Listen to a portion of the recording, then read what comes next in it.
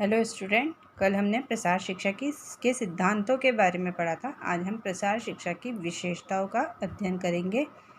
प्रसार शिक्षा, जैसा कि हमें पता ही है, ग्रामीण जनता के लिए बनाया गया शिक्षा है, जो कि जिससे कि उन लोगों का कल्याण हो सके और विकास हो सके और उनके व्यवहारों में अंतर लाया जा सके। यह किस बात पर आधारित होता है? यह लोगों को स्वयं की सहायता द्वारा करके सीखने तथा देखकर विश्वास करने पर बल देता है। और कैसे कि ये नवीन तकनीक, जितने भी नवीन टेक्निक्स आ रही हैं, उनको अपनाने के लिए प्रेरित करता है और उपयोग करना भी उनको सिखाता है। यह जिससे कि उनका जीवन स्तर उच्च हो सके और अपने परिवार को वो ज़्यादा अच्छी लाइफ दे सकें। तो इसकी मुख्य विशेषताएं कौन कौन सी हैं? सबसे पहला क्या होता है, ये अनौपचारिक शिक्षा है। अनौपचारिक शिक्षा मतलब इसके लिए कोई हमें किसी क्लास में जाने की आवश्यकता नहीं है, हमें कोई स्कूल जाने की आवश्यकता नहीं है, ना हमें कोई बुक्स चाहिए। ये केवल अनौपचारिक शिक्षा है। इनफॉर्मल एजुकेशन है। मतलब ये आपको इसके जो शिक्षक होते हैं या कह सकते हैं कार्यकर्ता होते हैं, जिन्हें हम कार्यकर्ता बोलते हैं, ये कार्यकर्ता खुद उनके घर पर जाके, उनके खेतों में जाके उनको सभी चीज़ों के बारे में, चाहे वो उनके नए बीज बना रहे हों, उन्नत बीज, हाइब्रिड जिसे कहते हैं ना, हाइब्रिड बीज आ रहे हैं, तो उनके बारे में बताना हो, या कोई फार्मिंग के लिए जो नए इंस्ट्रूमेंट आते हैं नए नए बाज़ारों में, उनके बारे में बताना हो, किसी भी चीज़ के बारे में अगर उनको नॉलेज देनी है तो वो उनके घर तक जाते हैं। इसलिए ये एक ऐसी शिक्षा है, ये अनौपचारिक शिक्षा के अंतर्गत आता है। दूसरा है अनवरत रूप से चलने वाली शिक्षा। अनवरत रूप से चलने वाली शिक्षा मतलब लगातार चलती रहती है। आज उन्होंने खेती के बारे में बताया, दूसरे दिन अगर कोई नई चीज़ आ गई, उनके जैसे बच्चों के पढ़ाई के लिए सरकार लोन दे रही है, या आजकल जो कोरोना के चक्कर में जो राशन वितरित हो रहे हैं उनके बारे में जानकारी देना, उनके बारे में नॉलेज देनी है, कोरोना के बारे में नॉलेज देनी है, या बालिका शिक्षक के बारे में, छात्रा के बारे में नॉलेज देनी है, शिक्षा के बारे में, बालिका शिक्षा के बारे में नॉलेज देनी है। और या फिर बच्चों के और नए नए कोर्सेज़ वगैरह आ रहे हैं उनके बारे में, या घर में आप कैसे अपने जीवन स्तर को ऊंचा उठाने के लिए लेडीज़ क्या क्या अपना नया नया उद्योग सीख सकती हैं, कर सकती हैं, इन सभी के बारे में नॉलेज देने की शिक्षा होती है। तो ये अनवरत है। आज अगर वो जैसे अगर आज गर्मियाँ चल रही है, गर्मियों में कौन सी सब्जियाँ उगानी है वो बता रही है, उनके बारे में बता रहे हैं। तो सर्दियों में कौन सी सब्जियाँ उगती है उनके बारे में भी बताएंगे। फिर नई अगर कोई टेक्निक, दूसरी चीज़ आ गई, आजकल जैसे ऑर्गेनिक खेती के बारे में ज़्यादा चल रहा है, तो उनके बारे में भी वो नॉलेज देने लगेंगे। तो इसलिए इसे बोलते हैं अनवरत है, रुकती नहीं है, लगातार चलती रहती है, हर एज के लोगों को दिया जाता है। तीसरा है गैर संस्थागत शिक्षा। वही चीज़ कि ये कोई इसमें संस्था नहीं होती है ना। ऐसा नहीं है कि मतलब संस्थागत मतलब जैसे स्कूल है, स्कूल का कोई नाम होता है, ठीक है। जैसे किसी भी स्कूल है, अग्रवाल गर्ल्स कॉलेज है, या कंवरलाल रतनलाल पाटनी कॉलेज है, तो ये जो कॉलेजेस के नाम हैं, ये इनमें जाके हम आपसे बोलते हैं कि हम इसमें पढ़ते हैं, हम उसमें पढ़ते हैं, या स्कूल में पढ़ते हैं, केडीजन स्कूल में पढ़ते हैं, या मयूर स्कूल में पढ़ते हैं। कोई से भी स्कूल का कोई नाम नहीं है, इसलिए इसे क्या बोलते हैं, गैर संस्थागत शिक्षा है, ठीक है। फिर सहयोग की भावना पर आधारित है। जब तक गांव वालों का सहयोग कार्यकर्ता को नहीं मिलेगा, तब तक वो आगे किसी भी कार्य को बताने में असमर्थ होंगे और वो कार्य नहीं कर पाएंगे। चाहे अगर वो बीजों के बारे में बता रहे हैं, अब किसान उनकी सुन ही नहीं रहा है, किसान अपने बीज लगा रहा है, वो हाइब्रिड लगाना ही नहीं चाहता, तो ये कार्यक्रम उनका क्या हो जाएगा, फेल हो जाएगा। जैसे कि शौचालय, ठीक है। अब शौचालय बनाने के लिए गांव-गांव जाके लोगों को अवेयर कर रहे थे, पर अगर गांव वाले शुरू में उनकी बात नहीं सुनते थे, तो ये कार्यक्रम कब से कैसा पड़ा हुआ था, ख़राब पड़ा था। स्वच्छता अभियान जो चलाया, ये इसमें भी लोग बाग अच्छे तरीके से हेल्प नहीं करते तो बिल्कुल ही बेकार, जगह जगह गंदगी इकट्ठी रहती है, तो ये कार्यक्रम कैसे सफल नहीं हो पा रहा है प्रॉपर तरीके से, जितना सफल होना चाहिए था हो नहीं पा रहा। तो इसमें सहयोग ज़रूरी है। तो जब तक सहयोग नहीं होगी तब तक वो प्रसार कार्यकर्ता अपना कार्य नहीं कर पाएगा। फिर स्वैच्छिक शिक्षा, सेम चीज़ कि जब तक गांव वाले उस चीज़ में रुचि नहीं लेंगे जो चीज़ के बारे में वो बता रहे, जैसे आज अगर गर्मियां हैं, गर्मियों में हम जो भी फसल उगाते हैं, बाजरा उगाते हैं, ये सब उगाते हैं, अगर वो कहेंगे बाजरे के साथ साथ आप मक्का भी उगाओ, मक्के की खेती कर लो इस समय, अगर वो मतलब किसान उनकी सुनेगा ही नहीं, तो मतलब उनका बोलना जो है वो बेकार हो जाएगा, और जब तक उसका खुद का मन नहीं करेगा वो ये चीज़ नहीं अपनाएगा। तो ये इसलिए ये उसके मन पर आधारित रहती है, इसलिए इसे स्वैच्छिक शिक्षा भी बोलते हैं, जबकि जब तक उसके रुचि नहीं होगी नहीं करेगा।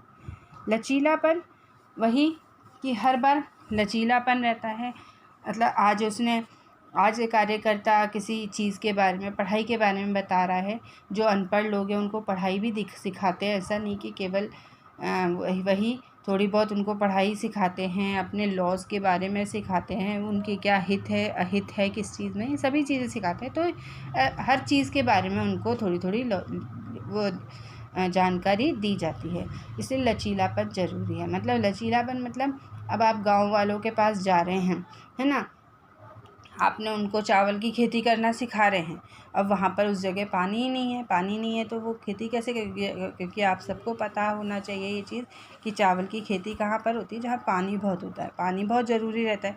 तो जब तक वहाँ पर पानी नहीं होगा चावल की खेती कैसे होगी। उन्होंने सोच के चले कि आज हम चावल की खेती के बारे में उनको बताएंगे, पता चला इस गाँव में तो पानी की ही कमी है, तो उनको अपना चावल की खेती की वजह जो पानी कम लेता है उस खेती के बारे में, बाजरा है, मक्का है, इन सब के बारे में वो जानकारी दे देंगे। ठीक है, तो इसलिए इसे बोलते हैं लचीलापन।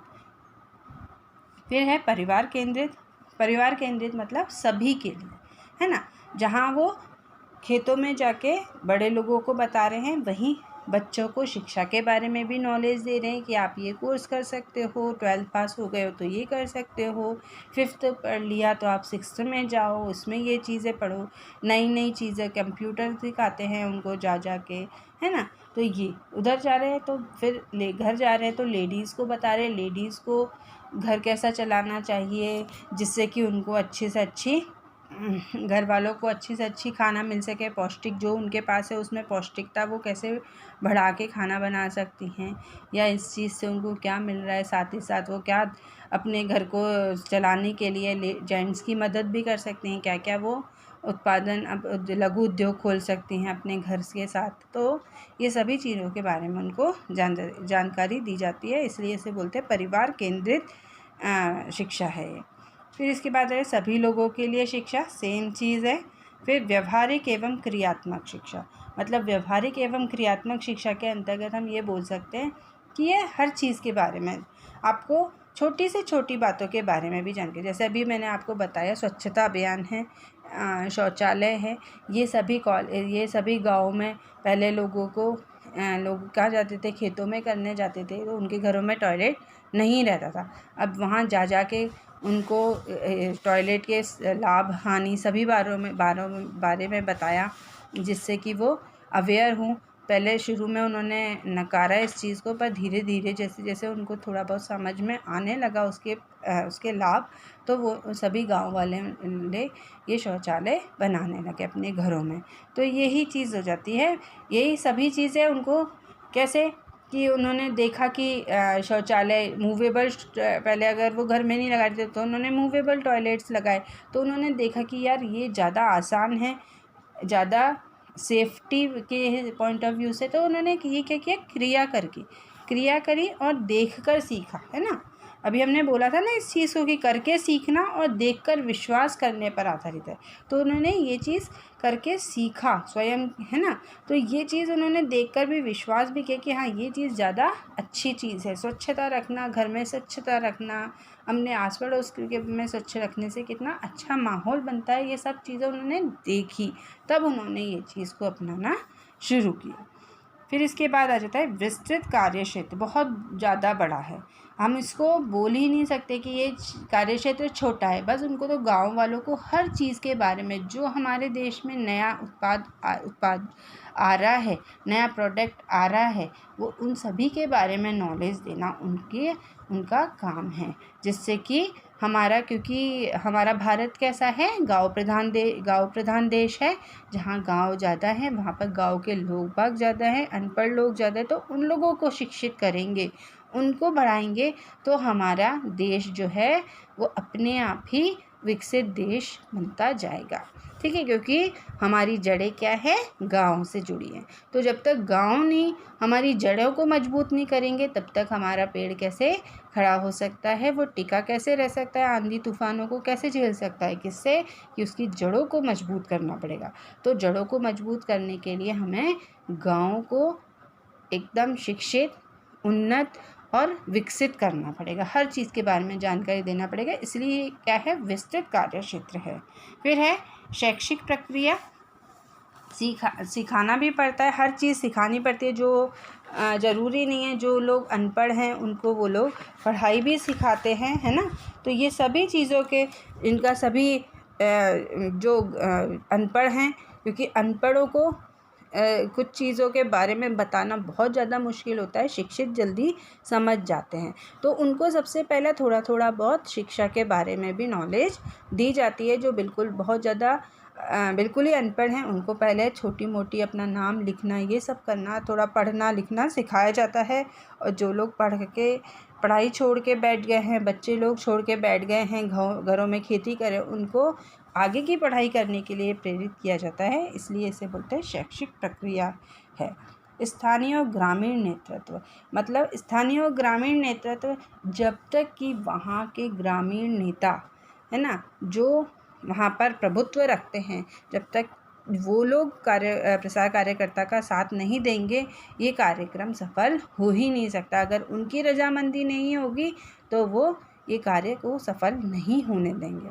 आपने वो टॉयलेट मूवी देखी है, तो उसमें देखा होगा कि जब वो गांव में टॉयलेट के लिए बात करते तो सबसे पहले पंचों को राज़ी करना पड़ता है। पंचायत में बैठ के वो उसे बताते हैं, इसके मतलब वो बताता है, पंचायत तक जाती है, तो लोग बाग कैसे मना करने लगते हैं। पर धीरे धीरे, क्योंकि वहाँ पर वो जो उसका फादर था वो खुद भी राज़ी नहीं था, तो जब तक वो धीरे धीरे लोगों को उसके बारे में समझ में नहीं आया ऐसे, और पंच उसके लिए थोड़े बहुत राज़ी नहीं हुए, है ना, तो जब तक वो चीज़ उस गांव में नहीं आ पाई। ठीक है, तो जैसे ही वहाँ के गांव के नेता जब तक वो चीज़ें नहीं चाहेंगे कि ये प्रसार कार्यकर्ता ये चीज़ लोगों तक पहुँचाए, वो प्रसार कार्यकर्ता चाहे कुछ भी हो जाए वो नहीं कर सकता। क्योंकि गांव वालों का क्या वो रहती है, मतलब उन लोगों की एक मेंटिलिटी रहती है कि हमारे जो नेता बोलेंगे वो ज़्यादा सही है, दूसरा जो कोई बोल रहा है वो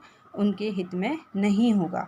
वो हमेशा गांव का जो नेता होता है वो हमेशा हमारे हित में ही बात करेगा, चाहे वो कैसा भी हो। अगर वो गलत भी होगा तो भी वो गांव वाले उसी की बात ही मानेंगे।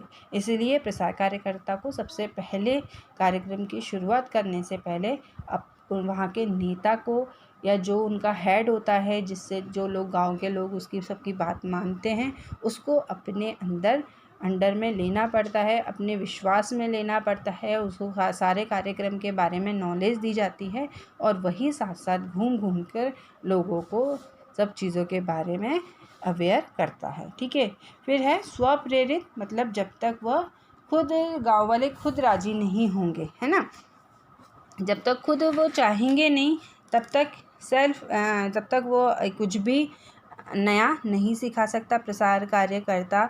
सभी चीज़ें जब तक चाहे आपके, अब जैसे मैं हूँ, आपको चाहे कितना भी सिखा दे, अगर आपके मन में नहीं होगा कि नहीं आज तो नहीं पढ़ना है, तो आप चाहे मैं कितना भी अच्छा पढ़ा लूँ या कितना भी कुछ भी करवा लूँ, आपका मन उस क्लास में लगेगा ही नहीं, क्योंकि आपके क्या मन है कि आज मुझे पढ़ना ही नहीं है। सेम वही चीज़, जब तक आप खुद अपने आप मोटिवेट नहीं होगे, जब तक गाँव वाले खुद मोटिवेट नहीं होंगे, वो ये कार्यक्रम को सफल नहीं कर सकते हैं। तो इस तरह से ये सभी चीज़ें प्रसार कार्यकर्ता शिक्षा की एक प्रमुख विशेषताएं होती हैं। इन्हीं की इसको साथ में लेके चलकर ही एक प्रसार कार्यकर्ता अपनी कार्यक्रम को सफल बना सकता है और गांव वालों के जीवन को उच्च बना सकता है। और जब तक गांव नहीं उच्च होगा, हमारा भारत राष्ट्र का निर्माण प्रॉपर तरीके से नहीं हो पाएगा। ओके, चलो बाय।